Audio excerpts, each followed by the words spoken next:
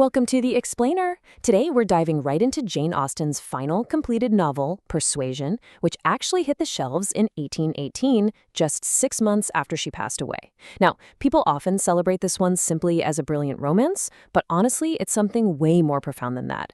It's really this revolutionary exploration of change, both in the shifting social structures of 19th century England and in the very way narrative fiction could even be written. So, before we get into all the historical and literary nitty-gritty, I want you to think about a dilemma we all still face today.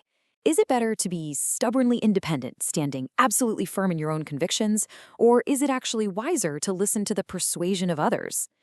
This isn't just some hypothetical question, it's the absolute core moral conflict that Austen masterfully dissects throughout the entire novel. Here's our agenda for this explainer.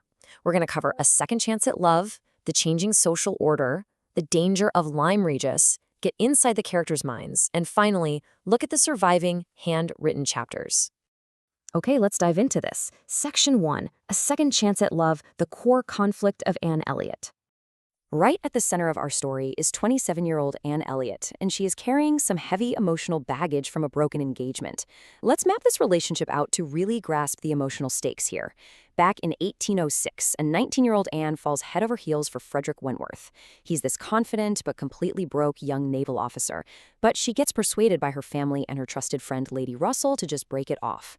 Fast forward an agonizing 8 years to 1814, and boom, they're unexpectedly reunited. Wentworth is now a wealthy, super successful captain, and spoiler alert, he is still angry.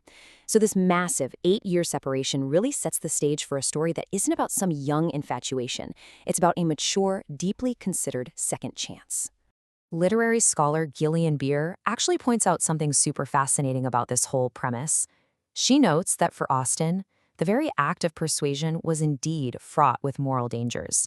Being overly open to the advice of others, like Anne yielding to Lady Russell's totally misguided, class-obsessed advice, well, that's the brooding mistake that literally costs our heroine almost a decade of happiness. Moving on to Section 2, the changing social order, the dinosaurs versus the Navy. Austen isn't just writing about a couple evolving here, she's really mapping out the slow death of the traditional aristocracy and the rise of this brand new meritocracy. Just look at the stark contrast between these two figures. You've got Anne's father, Sir Walter Elliot, who totally represents the traditional gentry. He's hopelessly vain, completely obsessed with inherited titles, absolutely avoids actual work, and crucially, he's spent his family into utter financial ruin. Contrast that with Captain Wentworth. He represents the new ideal of the English gentleman. He belongs to a naval meritocracy, works incredibly hard, and has amassed £25,000 in self-made prize money just from capturing enemy ships. That was a huge deal back then.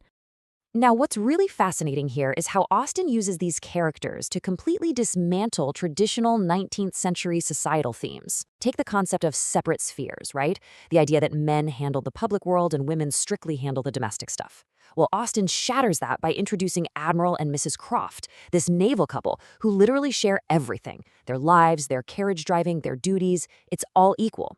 Meanwhile, you have class rigidity and these silly parents like Sir Walter, who just force the younger generation to clean up all their messes. It's kind of amazing because Austen is remarkably conservative in her respect for tradition, but at the same time, she fiercely defends the advantages of this new social flexibility. All right, Section 3, the danger of Lyme Regis, a geological and social metaphor. So, right in the middle of the novel, our characters travel to this coastal town. But why Lyme? Well, historically, it is a pretty wild place. It was a base for smugglers, and even the site of the bloody 1685 Monmouth Rebellion. But geographically, it sits on these incredibly unstable, crumbling sedimentary sea cliffs. Fun fact, it was actually right here during this era that a young working-class woman named Mary Anning famously discovered the very first complete ichthyosaur skeleton. Austen herself actually visited Lyme back in 1804, and as scholar Peter W. Graham points out, this fossil-rich landscape acts as this absolutely brilliant metaphor. Think about it. Just as the cliffs are packed with extinct dinosaurs, Anne Elliot is actively learning to turn her back on the dying dinosaurs of the landed gentry so she can join the new, highly adaptable naval class. The really crucial point here is how this physical environment tests the characters. While they're out on the Cobb, which is this massive ancient stone seawall down at Lyme, a young woman named Louisa Musgrove tries to show Captain Wentworth just how stubbornly independent she can be. So she straight up refuses his advice, insists on jumping from these steep stone steps to be caught by him, and then willfully jumps a fraction of a second before he's even ready. And the result is absolutely terrifying. Austen writes, "She fell on the pavement on the lower cob and was taken up lifeless." Wow. I mean, it is a literal and metaphorical knockout blow. Louisa essentially represents this excessive sensibility and a complete total refusal to listen to persuasion. Her literal fall vividly illustrates the extreme danger of just absolute, unyielding stubbornness. But watch what happens in the chaotic aftermath of this fall. While everyone else is literally screaming or fainting, Anne Elliot stays remarkably cool. She instantly takes charge, directing people to go get a surgeon and administer smelling salts. In the middle of this raw emergency, Anne displays the strength, zeal, and thought that Wentworth suddenly realizes he's been looking for all along. It completely forces him to re-examine all that past resentment and finally see her true worth. Section 4. Inside the characters' minds, Austen's narrative innovation. Just as the English class system was evolving, so too was Jane Austen's writing style. In this final novel, she perfects a technique that really changed literature forever: free and direct discourse.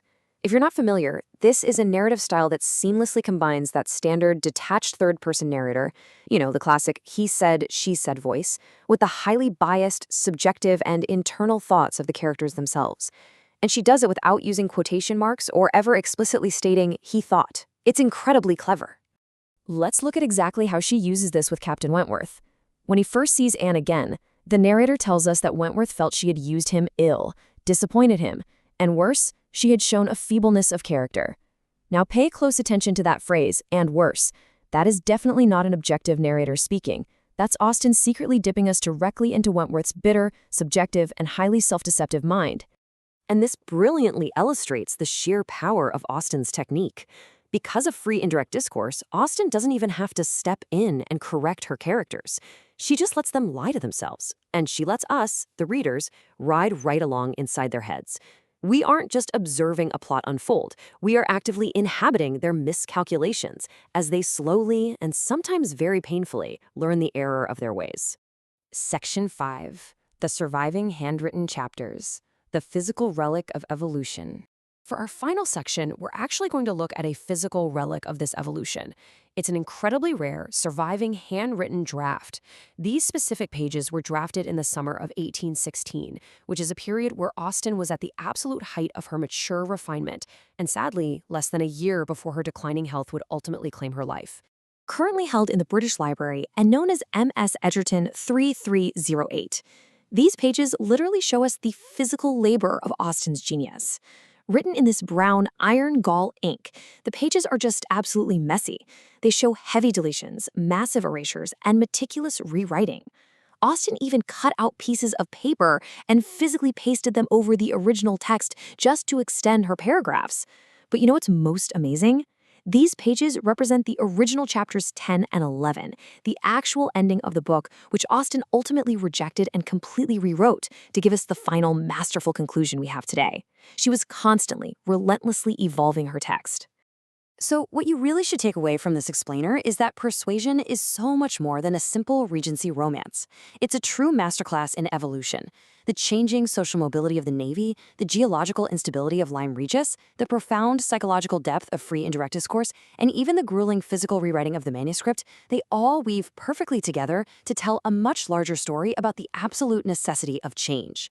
Which brings us right back to where we started. Austen shows us the dangers of being too rigid, sure, but she also shows the equal dangers of being far too easily swayed. So, as you navigate your own life, moving through a world filled with constant social influence, nonstop advice, and endless media, I'm going to leave you with this one question to think about.